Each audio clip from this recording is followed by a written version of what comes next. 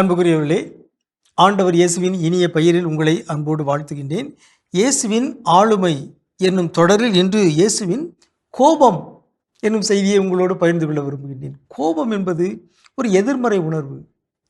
ஆனாலும் சில நேரங்களில் கோபப்படுவதும் தேவையாக இருக்கிறது என்பது ஒரு வியப்பான செய்தி. இது நாம் அறிந்த செய்திதான். சில நேரங்களில் கோபமும் தேவையானதே, கோபமும் நல்லதே. ஆத்திச்சூடியில் ஔவையார் சொல்லியிருக்கிறார், அறம் செய்ய விரும்பு ஆறுவது சினம். சினத்தை தணிக்க வேண்டும் என்பது ஔவையாருடைய அறிவுரை.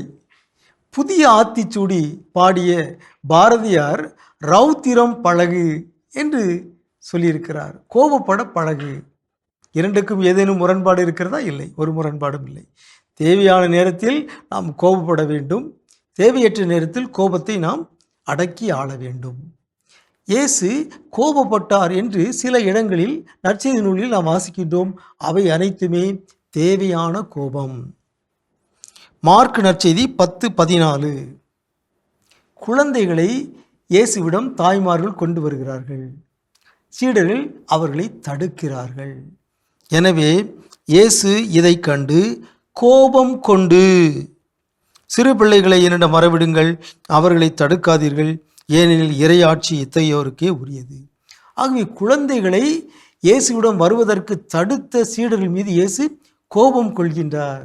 இது நியாயமான கோபம், இது தேவையான கோபம்.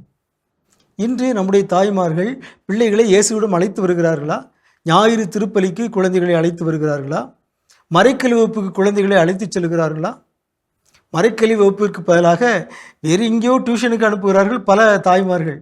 அவர்கள் குழந்தைகள் இயேசுவிடம் வருவதை தடுக்கிறார்கள். ஆகவே இயேசு அவர்கள் மீது கோபம் கொள்கிறார். இதை மறந்துவிடக்கூடாது. குழந்தைகள் இயேசுவிடம் வருவதை தடுக்கக்கூடாது. அப்படி தடுத்தால் இயேசு கோபம் கொள்கிறார் என்று நற்செய்தி நூல் தெளிவாக சொல்லுகிறது. ஆகவே பல தாய்மார்கள், பல பெற்றோர்கள் அறிந்தோ அறியாமலோ பிள்ளைகள், குழந்தைகள் இயேசுவிடம் வருவதை தடுக்கிறார்கள். திருப்பலிக்கு அழைத்து வாருங்கள், கோவிலுக்கு அழைத்து வாருங்கள், மறைக்கல்வி வகுப்புக்கு அழைத்து வாருங்கள். அப்போது அவர்கள் இயேசுவிடம் நெருங்கி வருவார்கள். நீங்கள் அதற்கு பதிலாக அவர்களை வேறு எங்கோ டியூஷனுக்கு அனுப்பினால் அவர்கள் இயேசுவிடமிருந்து தொலைவாகத்தான் செல்வார்கள். குழந்தைகளை தடுத்த சீடர்கள் மீது இயேசு கோபம் கொண்டார். அது தேவையான கோபம்.